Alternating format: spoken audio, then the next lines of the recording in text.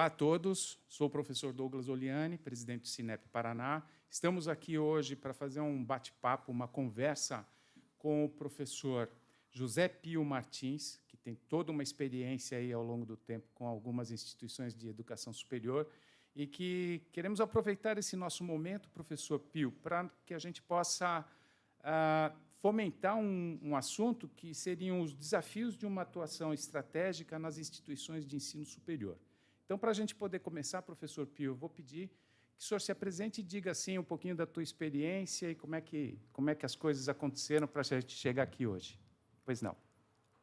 Bom dia a todos, obrigado pelo convite aí do professor Douglas. Olha, muito rapidamente, eu comecei a trabalhar muito cedo, carteira profissional eu tirei aos 14 anos de idade. E, claro, eu era estudante, mas assim que eu terminei o ensino médio, eu dei lá algumas aulas durante um ano no ensino médio. Na educação superior, eu entrei na Universidade Estadual de Londrina, eu tinha 25 anos, lecionando teoria econômica. Fiquei 10 anos lá lecionando teoria econômica. Eu tinha uma outra atividade durante o dia. Eu trabalhava em cooperativa, na área financeira, fui gerente financeiro, fui secretário de finanças na prefeitura e dando aula lá à noite. Quando eu me mudei para Curitiba, ali em meados dos anos 80, eu continuei, eu nunca saí de sala de aula, mas aí eu peguei basicamente os cursos de lato sensu, especialização, MBAs, essa coisa toda. Nunca saí. Em gestão eu fiquei durante 21 anos na Universidade Positiva, aí no Grupo Positivo. Nesses 21 anos, quase 22 anos, eu fui 10 anos vice-reitor e quase 12 anos reitor. A universidade foi vendida e eu deixei, mas mesmo durante esses anos de gestão acadêmica, eu não deixei sala de aula. Sala de aula é a minha cachaça. Que ótimo. É um vício delicioso, né? Sim. E ao longo desse tempo, professor, quando a gente está falando aí, se somar esse tempo todo, 20, 25 anos, 30 anos,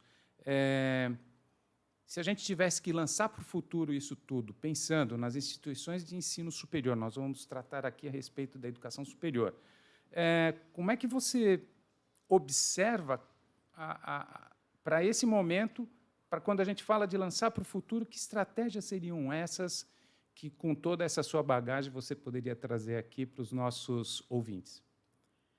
Olha, o primeiro ponto, para falar de educação superior, é preciso separar em dois grupos. As estatais, municipais, estaduais e federais, que são, normalmente se chamam de universidades públicas, né? Isso.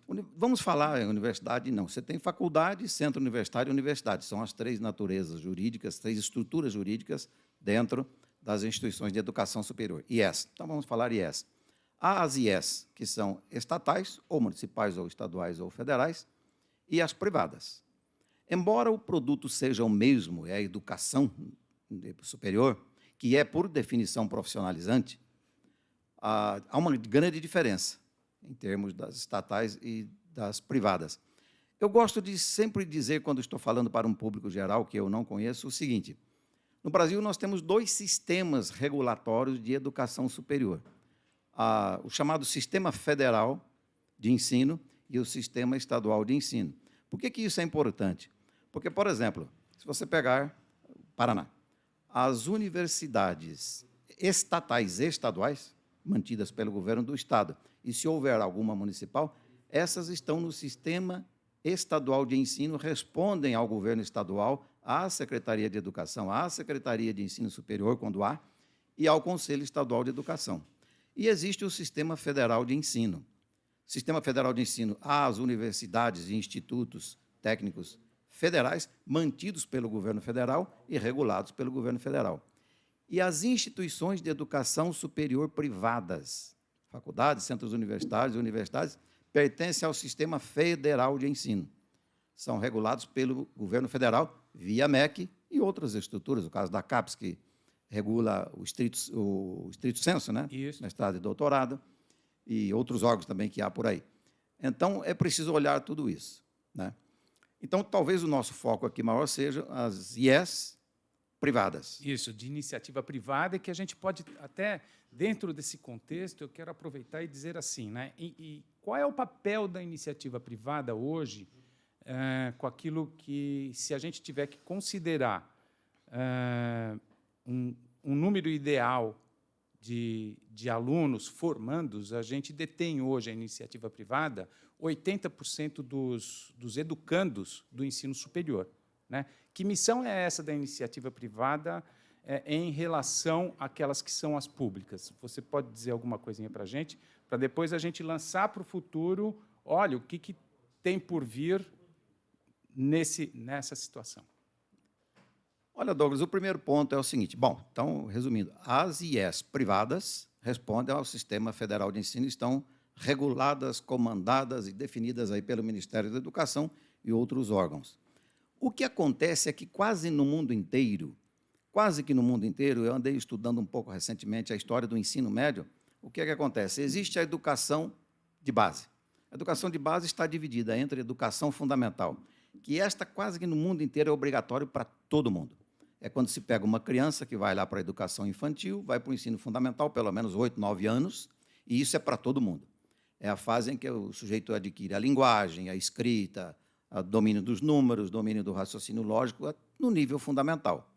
O ensino médio, no mundo, já não tem o mesmo número de alunos do ensino fundamental. Muitos terminam o ensino fundamental no mundo e não vão para o ensino médio.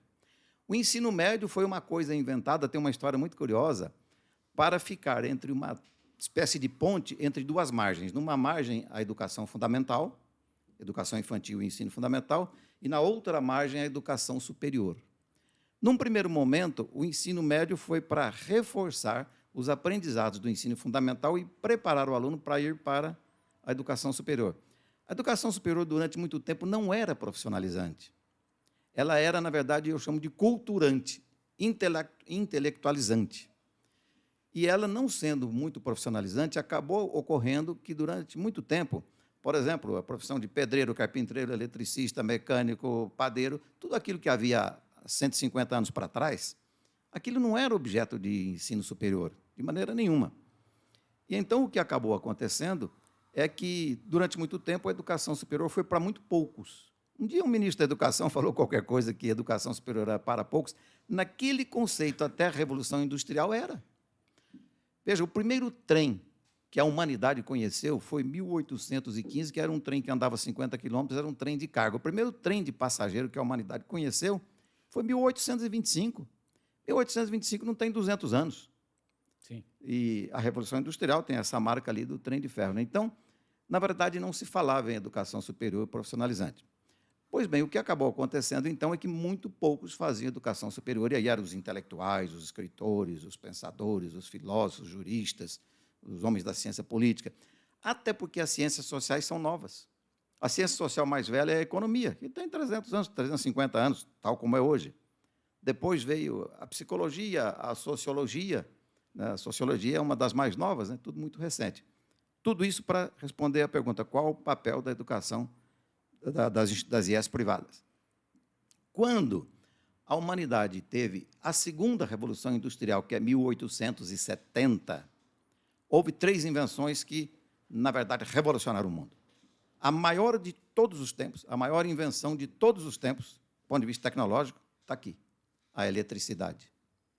Com a eletricidade veio a água tratada, água encanada tratada. Aí foi uma revolução na expectativa média de vida, porque a água matava, né? Água sem Sim. tratamento. E veio a indústria do petróleo e, com ela, o automóvel. O automóvel tem 150 anos de vida, né? Aquilo criou uma grande revolução que foi complementada em 1929 com o aparecimento do antibiótico. Aí você pega esses 4 elementos, mudaram o mundo em tudo. E daí surgiram várias revoluções. E o que acabou acontecendo é que a educação superior passou a ter 2 composições. Os cursos clássicos de cultura e intelectualizantes e os cursos profissionalizantes. Então, hoje, a educação superior é muito vista como educação profissionalizante. Quando as crianças vão para o ensino fundamental, vão todas fazer a mesma matriz curricular. Quando vão para o ensino médio, até recentemente era a mesma matriz curricular. Agora que é possível uma pequena mudança.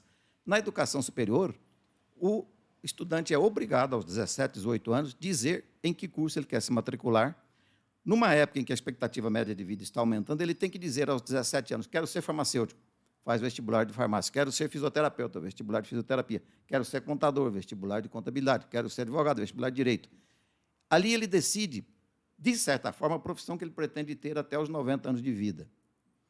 Pois bem, acabou misturando. Ao misturar, o setor público, que havia obrigado nas constituições que a educação fundamental era obrigada, passou a prover. Se o Estado exige uma obrigação, ele tem que prover o serviço. E ele passou a prover esse serviço, mas na educação superior não, porque ela se tornou profissionalizante e a maioria das profissões não era para atender governo, é para atender a economia privada. Sim. Né? E a função da educação superior privada foi dar uma cobertura, sobretudo, para a profissionalização, para essa gama de cursos profissionalizantes que o setor estatal não conseguia dar conta. Só que acabou acontecendo o seguinte, a educação superior privada também passou a complementar o setor estatal, setor público, nos cursos de natureza intelectualizante. Tanto é que, por exemplo, a pergunta, um dia alguém fez, por que a educação privada tem que oferecer curso de filosofia? Bom, porque há alguém querendo fazer curso de filosofia e não tem vaga para todo mundo na educação superior, no curso de filosofia das universidades públicas. Então, no fundo, o papel dela é complementar a oferta que o setor estatal não consegue. É mais ou menos o que acontece na saúde. Nós temos o SUS, mas uma grande parte dos brasileiros tem plano de seguro-saúde privado, e uma parte ainda paga particular, né? Então, no fundo, é isso, é o Estado que não consegue suprir todas as demandas da sociedade. Ele não dá conta de tudo isso, né, Pio? Não dá conta. Deixa eu te perguntar uma coisa. Assim, se eu tiver que lançar para o futuro todo esse contexto que você colocou, como é que você enxergaria? Nós temos aí alguns fatores que eu julgo extremamente importante na educação superior. Primeiro, a regulação, né? Eu gostaria que você dissesse um pouquinho sobre a regulação, tanto atualmente, e de que jeito a gente consegue jogar para o futuro algumas... porque a educação superior ela tem uma regulação simplesmente enorme. Quando você passa por um processo, seja ela de credenciamento, de recredenciamento, de autorização de um curso, de uma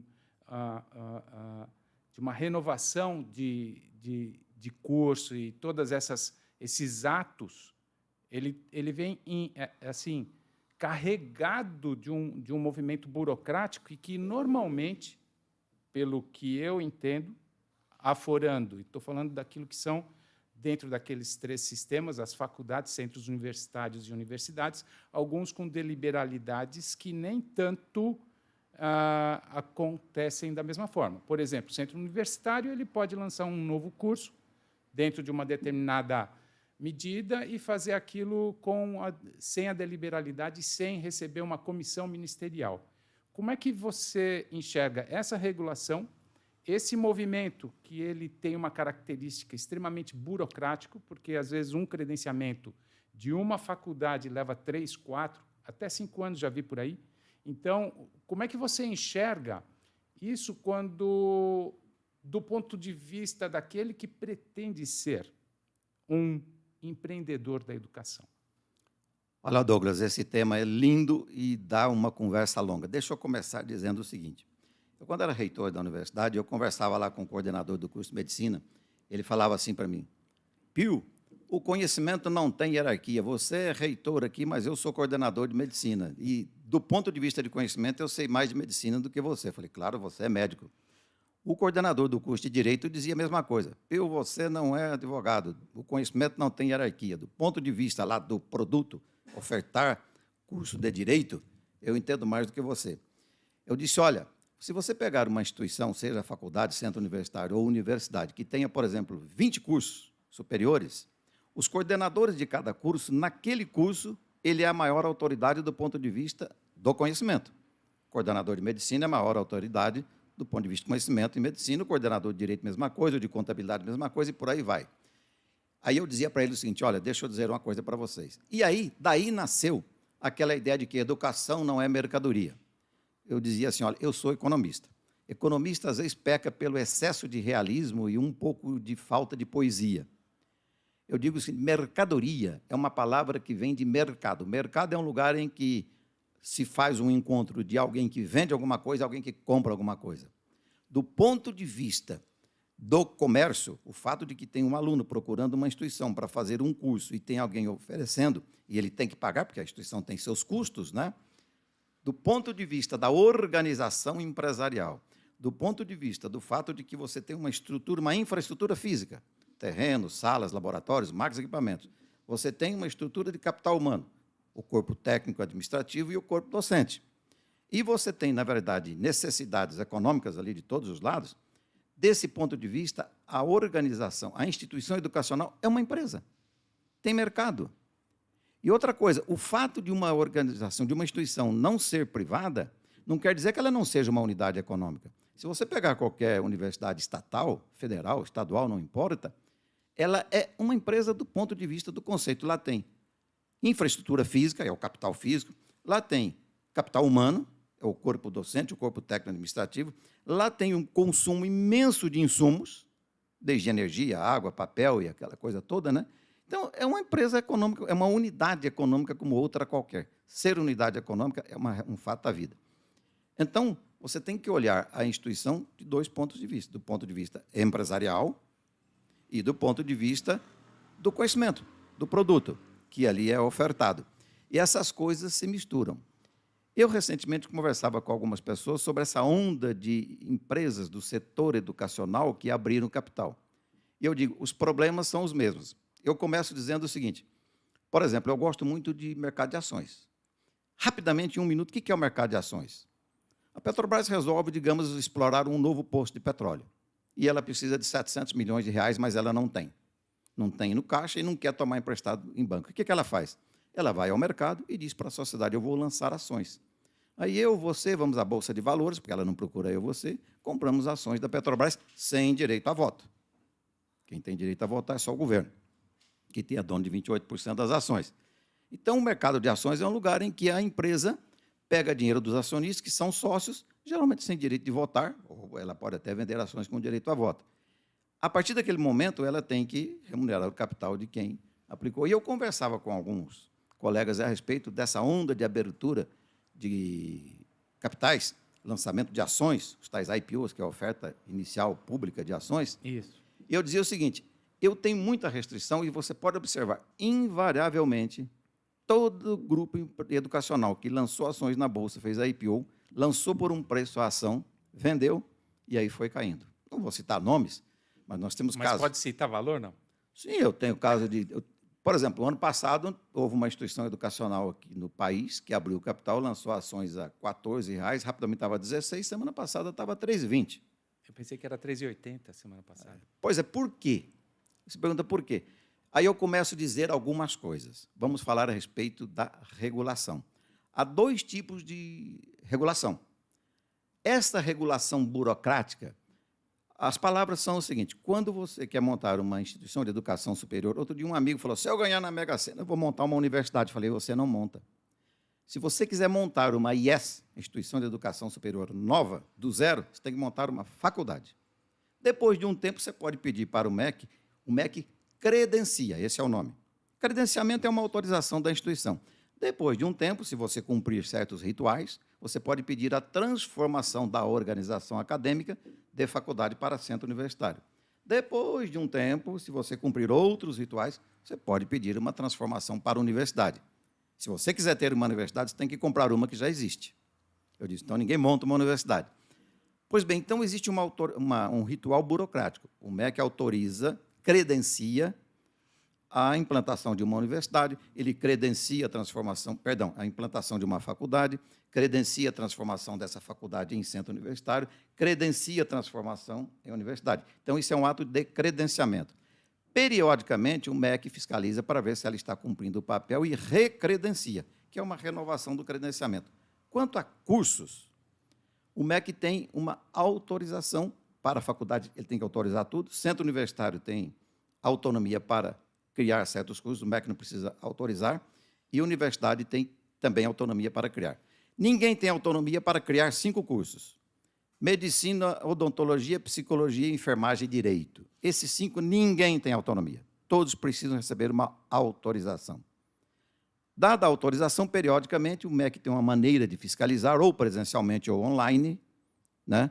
E ele, então, renova o reconhecimento. Mas isto é, para mim, o menos grave, o menos problemático. O que é mais problemático, na verdade? O que é mais problemático, Douglas, aí eu queria que quem for nos ouvir preste atenção. Na verdade, eu, por exemplo, tenho restrições a comprar ações de empresa educacional. Por quê? Porque são opções de vida, você busca aquilo que dá mais retorno. Primeiro, elas não são livres para definir o produto. Quem define o produto? Eu dizia para os meus patrões lá, quando eu era reitor de uma universidade, o seguinte: olha, a empresa de vocês é privada, mas a atividade é estatal. Todos os cursos são um figurino do MEC. Para cada curso superior, o MEC tem uma diretriz curricular nacional, DCN. Essa diretriz curricular nacional é a receita do bolo. Se eu montar uma faculdade, eu não monto o curso de medicina que eu quero, o curso de direito que eu quero, o curso de contabilidade que eu quero, o curso de economia que eu quero, o curso de ciências contábeis, nenhum. Por quê? Porque o MEC, na diretriz curricular nacional, ele dá a receita do bolo. Ele dá a periodicidade, o mínimo de 4 anos, ele diz qual é a carga horária mínima, ele diz como é que tem que compor a carga horária. Todo o curso superior, o MEC diz, tem que ter aula teórica, aula prática, trabalho de conclusão de curso, estágio e atividades complementares, e agora ele obrigou a curricularizar as atividades de extensão. Então, ponto número 1, a atividade é estatal. O produto é definido pelo MEC. E esse é um primeiro problema. Então, significa o quê? A autonomia de definir o produto é muito pequena. E talvez até tenha que ser assim mesmo, porque, na verdade, se deixar todo mundo livre, pode ser que façam cursos muito ruins. Esse é o primeiro ponto. Segundo ponto, além de definir isso, o MEC define como é que o corpo docente deve trabalhar.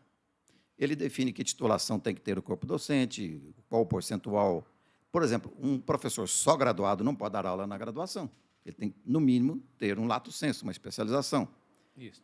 Ele define o regime de trabalho parcial, regime horista, regime de trabalho integral. Então, ele define a receita do bolo, ele define o que devem fazer os cozinheiros, os professores, né? E, então, na verdade, primeiro ponto, a atividade é muito regulada. Por ser muito regulada, ela é definida pelo governo. E, de vez em quando, o MEC dá uma pílula de veneno, isso é outro problema, né? Podemos conversar disso depois, que muitas vezes os empresários pediram e não perceberam que era pílula de veneno. Essa conformação interfere no produto e aí interfere no preço. Por exemplo, Preço e mercado, né? Vou dar um exemplo bem simplesinho. Você tem uma padaria e você faz um determinado bolo. De repente, você percebe que a população empobreceu e você precisa baixar o preço do bolo. Aí você muda a composição. Você muda a qualidade da farinha, muda lá a qualidade do gás, eventualmente compra um leite mais comum. Enfim, você pode mexer na receita do bolo para oferecer um bolo com preço menor. Educação, você não pode mexer na receita. A receita é dada, né? E isso é o problema. E aí, o que acontece é o seguinte, pois bem, então vem aquela história. A educação superior privada se tornou complementar ao setor estatal, municípios, estados e União. A educação superior brasileira passou a ser, digamos assim, basicamente profissionalizante, mas sem distinguir o que eram cursos que davam uma profissão, porém uma profissão muito mais cultural. Por exemplo, um diploma de filósofo, né? Um diploma de relações internacionais. É uma coisa muito cultural e é um tanto profissionalizante. Na Colômbia, o governo criou os cursos universitários tecnológicos. Perdão, eles criaram os cursos superiores tecnológicos. Tá. E criaram os cursos superiores universitários. Então, um curso superior tecnológico na Colômbia não dá direito ao sujeito pular de um curso superior tecnológico direto para um mestrado, um doutorado. Aqui no Brasil, os tecnólogos, cursos superiores de tecnologia, os cursos de licenciatura e os cursos de bacharelado, que são os cursos superiores, eles têm formalmente a mesma validade. Você pode fazer um curso superior tecnológico de 2 anos e pular para um mestrado depois. Sim. Então, ele tem a mesma função. Com essa mistura, na verdade, com o desenvolvimento do país, com o crescimento da população, com o crescimento da economia, o setor estatal não deu conta, e aí as instituições privadas, sobretudo nessa gama imensa de cursos profissionalizantes, os bacharelados, na verdade, alguns não são propriamente profissionalizantes, nem um curso de teologia. Você tem faculdade que oferece teologia, não é propriamente um curso profissionalizante, né? É uma formação, você pode transformá-la depois, por causa dela, virar um escritor, virar um palestrante, qualquer coisa, mas aquilo não é um curso profissionalizante. E aí, o setor privado teve que entrar para cobrir uma necessidade, para atender uma necessidade da sociedade, e não foi por vontade própria, foi porque apareceu essa necessidade. E o setor estatal não deu conta. Pio, deixa eu até o assunto ele tem uma, eu diria assim, ele tem uma arquitetura, o assunto, com uma determinada complexidade, principalmente para aquele que, vamos supor o seguinte, eu tenho aquele que se interessa em ser investidor da educação superior, independente de qual ou do que ele pretende. Quando a gente observa o número de aquisições, fusões, parcerias, de unificação das instituições de ensino superior, elas ocorrem, a gente começa a observar, às vezes, que o volume, a decisão e lançar para o futuro, como é que você vê, não só quando você coloca o exemplo de um curso, eu entendo assim, é um produto.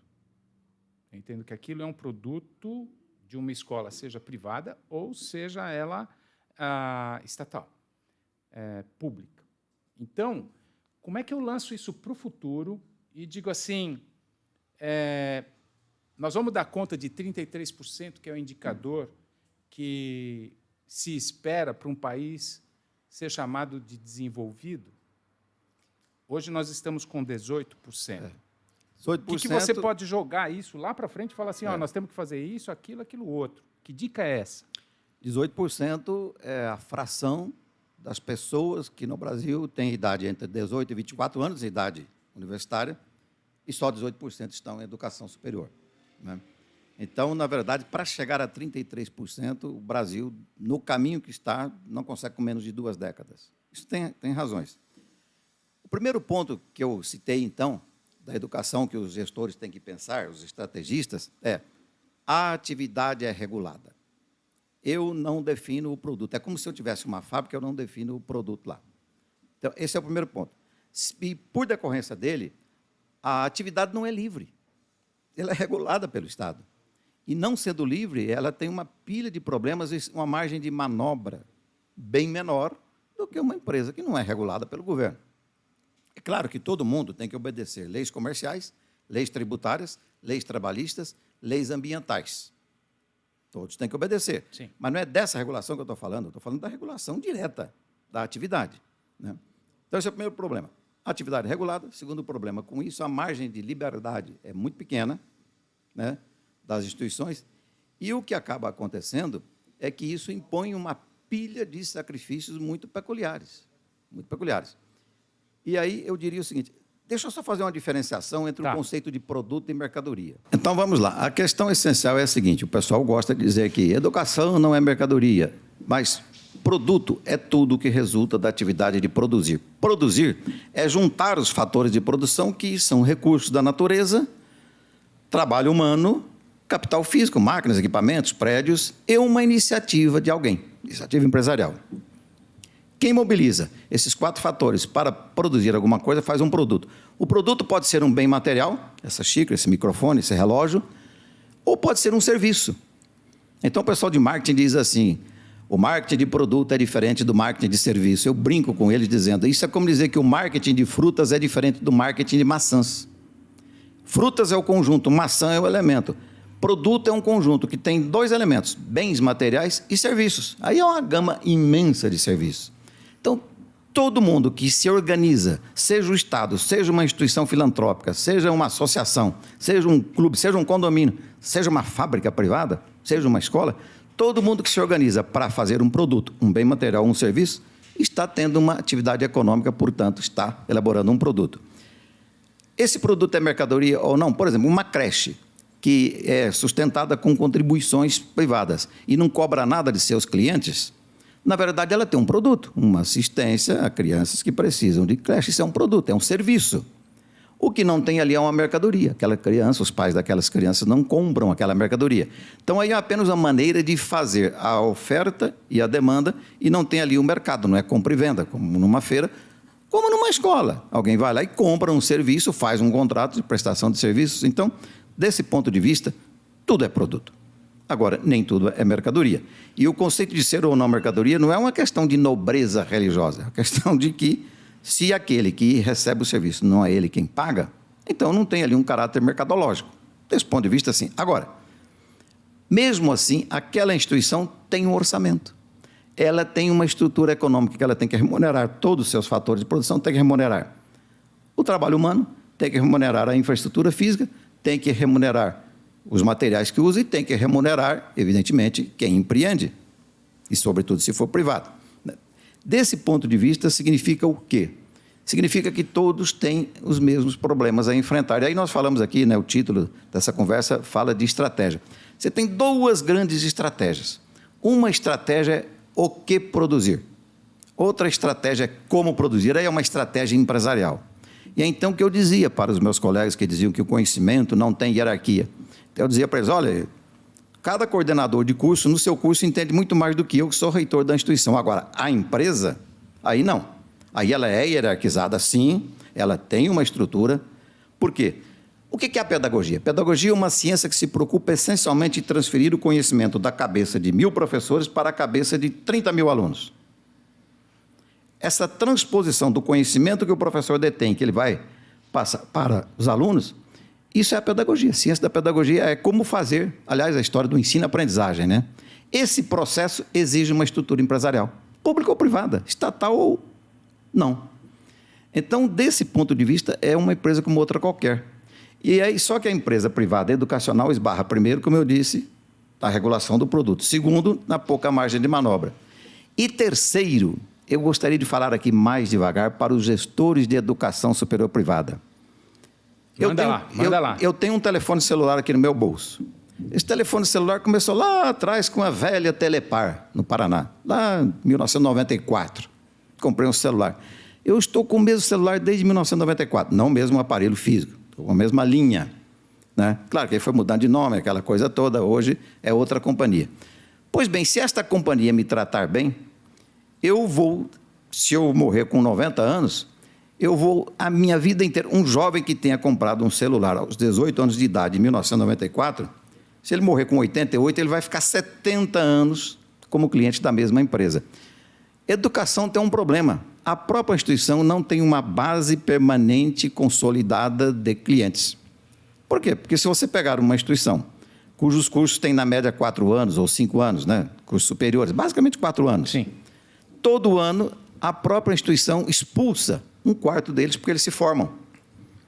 Todo ano. Todo ano, 25% dos alunos vão embora, porque se formam. A cada 4 anos, todos vão embora. Então, a base de clientes é muito instável. Eu faço uma brincadeira. Se você entrar em uma universidade privada hoje e pegar a lista de alunos que entraram este ano, daqui a 5 anos você volta lá e pega a lista de alunos que estão lá, nenhum daqueles está mais lá. Por quê? Porque eles vão embora, porque é normal. Então, essa base de clientes, que não é permanente, é um problemaço. Não seria se o país se desenvolvesse a ponto de ir repondo aqueles que vão embora porque se formam e acrescentando outros, porque aumentaria o percentual dos que têm entre 18 e 24 anos dentro da instituição. Isso é um desafio, Douglas, que é o principal da educação superior privada. Por quê? Porque hoje, no momento que estamos falando, 2022, daqui a 4 anos, todos os alunos da educação superior estarão fora dela, porque já se formaram, já se diplomaram. Daqui a 4, 5 anos. Então, a única maneira de repor toda essa clientela é aumentar o percentual de alunos da idade de 18 a 24 anos dentro, por uma razão. E aí, para não me estender nessa resposta, 2010 teve um recenseamento no Brasil. O Brasil tinha 35 milhões e 100 mil habitantes de 5 a 14 anos. Em 2010, IBGE, recenseamento da década, 35 milhões e 100 mil habitantes de 5 a 14 anos, portanto, idade de educação fundamental, ensino fundamental, educação infantil. 2022, lá em 2012, o IBGE publicou um livro chamado Brasil 2022. Por quê? Porque neste ano, 2022, daqui a pouco, dia 7 de setembro, o Brasil completa 200 anos da independência, bicentenário. O que é que nós fizemos com 200 anos da independência em relação a Portugal? O IBGE coloca no livro Brasil 2022 que, em 2022, ele falou isso em 2012, está lá no livro, a população de 5 a 14 anos do Brasil terá caído de 35 milhões e 100 para 28 milhões e 400. O que nós temos hoje? Significa dizer, não, agora, no final do ano, o IBGE vai fazer lá, vai soltar a informação. possivelmente, essa diminuição significa o quê? Aquela população de 5 a 14 anos de 2010 é a população que está no ensino superior e já saindo, muitos já saindo agora.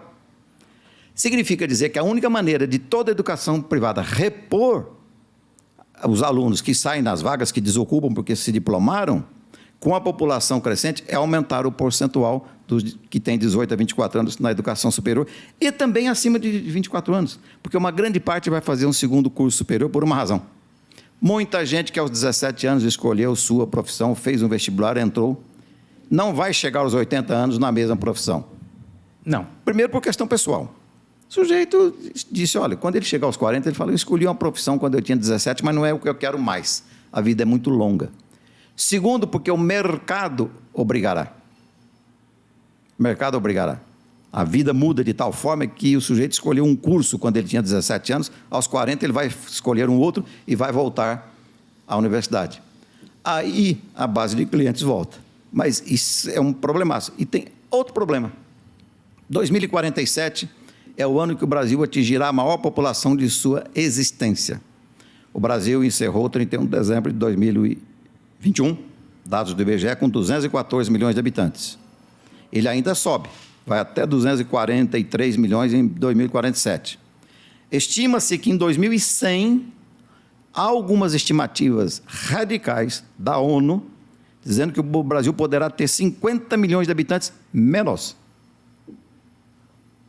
O que significa dizer isso para a educação superior, com essa velocidade das tecnologias, das tomadas de decisões desses empreendedores da educação superior privada, pensando nessa longevidade e nessa curva que às vezes a gente observa assim, puxa vida, mas então quer dizer que isso pode se tornar não tudo aquilo que pensei há 3, 4, 5 anos atrás. Quando eu falo 3, 4, 5 anos, é muito tempo para quem fala assim, eu acho que eu não preciso de educação superior porque eu estou nas tecnologias e eu aprendo tudo por aqui. Aí é que está. Essa questão é assim, às vezes a gente fala assim, vai diminuir? Mas como é que isso pode acontecer diante de tanta tecnologia que está acontecendo? Daqui a pouco a gente vai sair daqui, pegar o drone e sair pela janela. Fala sobre isso. Douglas, eu digo o seguinte, se qualquer cidadão pegar 40 currículos de 40 cursos diferentes, incluindo curso superior de tecnologia e curso de bacharelado, né, cursos universitários, pegar 40 currículos e guardar hoje, e daqui a 20 anos olhar aqueles 40 currículos, eles não serão mais iguais, na mesma profissão. Eu comecei minha carreira lá com 14 anos mexendo com contabilidade. Se eu disser para um garoto de 18 anos que entrou num curso de ciências contábeis como é que eu fazia contabilidade com ficha tríplice quando eu tinha 14 anos... E uma facility. Ele vai dizer, mas o que é isso? Então, ponto número 1, os cursos que têm uma natureza muito tecnológica, o problema no Brasil é aquilo que eu disse, diferentemente da Colômbia. A Colômbia criou cursos superiores tecnológicos, cursos superiores universitários. Os cursos superiores universitários tendem a ser bem mais longos em matéria de estabilidade do que é a própria profissão. Isso vale para um curso de medicina, para um curso de direito, para um curso de sociologia, para um curso de filosofia, para um curso de economia, para um curso de relações internacionais, para um curso de ciência política, para um curso de teologia, para um curso de psicologia. Esses cursos, possivelmente daqui a 30, 40 anos, têm a mesma estrutura de conhecimento, com muitas inovações, evidentemente, na própria psicologia, mas dentro dela. Agora, se você pegar um curso de contabilidade, que em 30 anos mudou completamente. O que aprende um garoto num curso de ciências contábeis hoje, muita coisa não tem nada a ver com o que eu aprendi, porque eu fiz curso técnico em contabilidade. Ensino médio, meu curso superior foi economia. Se você pegar um curso de odontologia, o que um aluno que se formou há 30 anos de odontologia aprendeu no laboratório, na clínica, não é nada do que um aluno aprende hoje. A revolução nas técnicas de raio laser, de materiais, os metamateriais, né? Isso tudo mudou. Como a educação superior privada tem muito curso tecnológico, independente dele ser curso superior de tecnologia ou curso de bacharelado com uma característica muito tecnológica, o que ela tem que fazer é o seguinte, é se adaptar. Mas tem um problema. Novamente, existe o órgão regulador. Daqui a 20, 25 anos, haverá um conjunto de profissões ou um conjunto de matrizes curriculares de profissões que já existem hoje, completamente diferentes. E o órgão estatal vem sempre muito atrás. Ele é letárgico. Ele demora demais. Letárgico. Quero até pegar, desculpa, eu te cortei, mas eu acho assim, é tão letárgico quando você fala, eu vou voltar um pouco naquilo que são os segmentos educacionais. O novo ensino médio, isso está prescrito há mais de 22 anos atrás. Isso demora isso é alguma coisa. Então, quando você diz assim, a gente precisa lançar para o futuro e tal, inclusive a questão de regulação, a observação sobre aquilo que é o futuro, porque nós somos um país continental dentro de um planeta que é extremamente pequeno hoje e que, do ponto de vista do conhecimento e da informação, do sistema de aprendizagem, até chegar numa tomada de decisão, isso tudo ficou muito veloz. Muito veloz. Eu gostei do teu exemplo de quando você trabalhou lá atrás, de que jeito a gente fazia e tal, porque tudo isso já passou. Então, eu gostaria que você desse assim, vale a pena e que equação seria esta pensando, olha, eu sou um investidor da educação superior. Você falou há pouco que as ações tinham um determinado valor, hoje elas têm outro, né, que estão abaixo. Você investiria na Bolsa de Valores nesses grupos que têm aí as suas ações abertas em Bolsa, confiando nesse futuro? Vamos lá, agora falando, eu tenho uma carteirinha de ações, poucas, mas tenho, e eu gosto muito desse mercado. Eu fui diretor de banco também, né? Lá no passado. Então, eu digo o seguinte, eu tenho 20 regras para comprar ações, aí falando de mim especificamente. Essas 20 regras que eu uso para comprar ações são um problema, porque na Bolsa de Valores do Brasil há 432 empresas de capital aberto.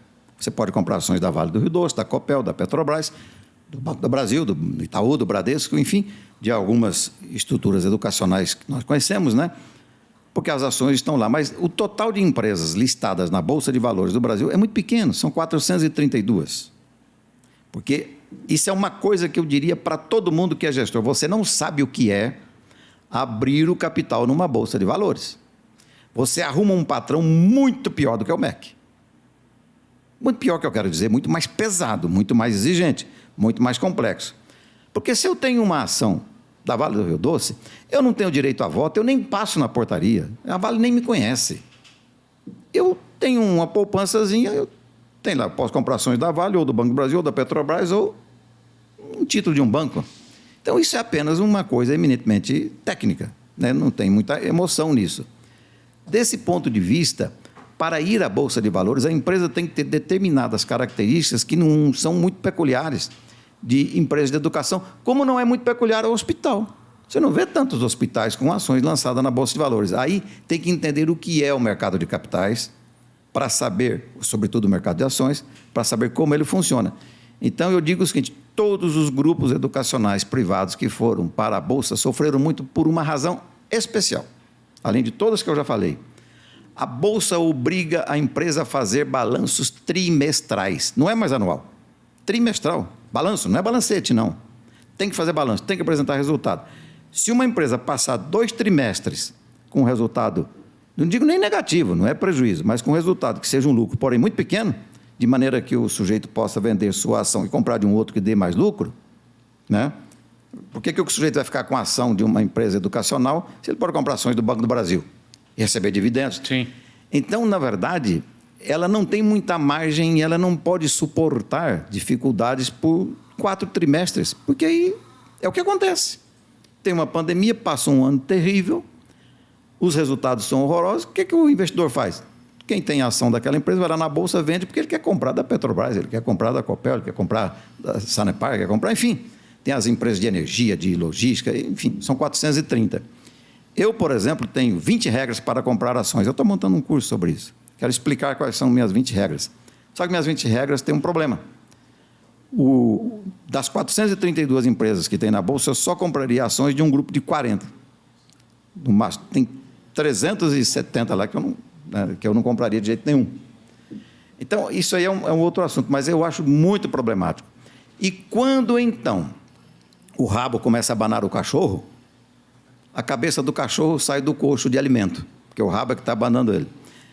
E as empresas educacionais, às vezes, tendo que priorizar a remuneração do investidor, elas ficam desesperadas todos os trimestres para terem resultado, e aí é o rabo abanando o cachorro. Os ajustes ficam muito difíceis. Deixa eu dizer uma outra coisa que é importante. Ora, se a educação superior tem essa característica de que o aluno termina 4, 5 anos e vai embora, é uma base de clientes muito instável, diferentemente de uma empresa de telefonia. Se ela for boa, ela fica com o mesmo cliente 70 anos, enquanto o cara viver, ele está lá cliente daquela empresa. Como é que o país inteiro pode melhorar e até aumentar a base de alunos? Tendo desenvolvimento econômico, melhorando o nível de emprego, melhorando o nível de renda e melhorando o percentual dos brasileiros entre 18 a 24, sobretudo, que estão em cursos superiores. Mas tem uma notícia boa. Uma grande parte dos alunos de cursos superiores serão alunos de mais de 24 anos. E uma grande parte numa segunda profissão. Só que ela não pode ser engessada. Um aluno que fez já um curso superior, que já estudou matemática, já estudou português, já estudou raciocínio lógico, já estudou pensamento analítico, já tem uma experiência, ele talvez pudesse ter uma segunda profissão, cujo diploma lhe venha com 2, 3 anos de bacharelado. O curso superior de tecnologia hoje pode. Como a tecnologia muda muito, na verdade, as experiências que são feitas, as inovações, são trazidas para dentro dos cursos, então eles conseguem. Mas os cursos superiores de tecnologia, Douglas, conquanto eles sejam cursos universitários no Brasil, eles têm estruturas e custos e mensalidades muito típicos de cursos técnicos. Talvez seja mais barato você fazer um curso universitário superior de tecnologia, talvez não, tenho certeza. É mais barato fazer um curso universitário superior de tecnologia, curso superior de tecnologia, do que botar uma criança no ensino fundamental. Não tenho dúvida. A mensalidade é mais barata. Aí surge o problema. Aquela regulação que o MEC montou, a lógica da regulação, a definição das atividades, definição de matriz curricular, definição de carga horária de professor, é coisa do tempo que o Brasil tinha 9% dos brasileiros de 18 a 14 anos, de 18 a 24 anos, na educação superior, fazendo basicamente aqueles cursos clássicos, né? Tanto é que no Brasil, lá nos anos 70, 80, os 3 cursos mais famosos universitários eram Medicina, Direito e Engenharia Civil. Depois vem Engenharia Mecânica, e vai ampliando. E uma outra coisa, indústria de pão, de copo, de papel, qualquer coisa, as máquinas vão envelhecendo, você tem que substituir. As IES privadas não estão acostumadas a substituir sua fábrica. O que eu quero dizer? Eu fui à Itália e vi um laboratório de metamateriais num curso de engenharia mecânica, e você vê os cursos de engenharia mecânica que nós temos no Brasil, para você encontrar lá um laboratório que vai ser jogado fora e ter que ser colocado no laboratório de metamateriais, é coisa para daqui a pouco. Elas vão ter que repor a infraestrutura física, a não ser as salas, as paredes. Bom, mas olha o que tiveram que gastar com infraestrutura dentro da sala de aula, infraestrutura de cinema, de teatro, de máquina, de equipamento, de vídeo, dentro da própria sala de aula. Mas elas vão ter que substituir os laboratórios também, por causa da tecnologia. Laboratório de metamaterial e engenharia mecânica, num momento em que as mensalidades estão despencando, por outras razões, né? A história Sim. de 40% da carga horária dada em EAD em curso presencial, que baixou as mensalidades. Então, não é fácil. A educação superior hoje é um desafio empresarial pesado. Pio, deixa eu dizer uma coisa assim. Primeiro que a gente já está acabando e a conversa está muito agradável, e a gente que é apaixonado pela educação, e principalmente pela educação superior, que a gente tem aí todo um movimento interessante, né? Quando você falou assim, puxa vida, a gente tinha 3%, 4%, 5%. Eu me recordo que em 1982, foi quando eu me formei em administração pela Faculdade de Engenharia Industrial em São Bernardo do Campo, São Paulo. Nós tínhamos, acho que, menos de 2%. E assim, éramos procurados de uma forma absurda. No entanto, eu percebo a mesma coisa agora com uma intenção de alavancagem de carreira de uma forma muito, assim, muito misturada, se é a melhor palavra, né? Mas muito integrada com aquilo que nós já vimos e aquilo que vai ser. Então, por exemplo, gostaria de um fechamento seu, dizendo assim, olha, estrategicamente, para a educação superior, seria interessante que... 2 pontos, a palavra é tua e depois a gente só encerra. Eu diria para os gestores, para os investidores, para os proprietários de instituições de educação superior privada o seguinte: por mais que a educação seja nobre, por mais que alguém possa ficar com esse discurso que não é mercadoria, o que não é verdade, a estrutura tem que ser empresarial, a estrutura tem que respeitar as leis jurídicas e leis científicas do que é uma empresa, tem que ter gestão profissional. Durante muito tempo, se dizia que quem era dono de escola privada eram professores e eles não precisavam entender de administração, de contabilidade, de finanças, de direito. Isto é um erro. É uma organização empresarial como outra qualquer. E outra coisa, se você não tem ninguém que sustenta como são as estatais pode ser ineficiente que de alguma maneira fica lá, vai sobrevivendo.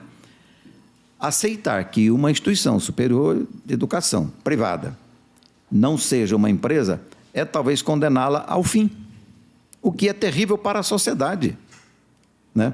Em economia tem um conceito aí muito interessante de valor agregado, que é uma coisa para outra hora, que eu digo o seguinte: aprenda o que é valor agregado e você perceberá que a gestão da estrutura tem que ter princípios, normas e teorias profissionais de administração de empresa, de gestão de empresa, de gestão de negócios.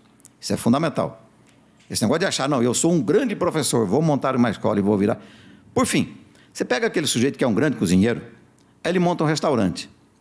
Aí ele descobre que ele precisa resolver o problema de terreno, de prédio, de local, de fogão, de cozinheiro, de cliente, de financiamento, de tributo, de custos, de salário, de gestão trabalhista. Aí ele percebe que dos 11 assuntos mais importantes que ele tem lá dentro, 1 é a cozinha.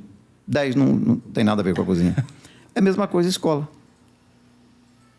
Então é uma ilusão, né? Você achar que eu sou um grande profissional de medicina, eu vou dirigir um hospital e vou ter sucesso porque eu sou um grande médico.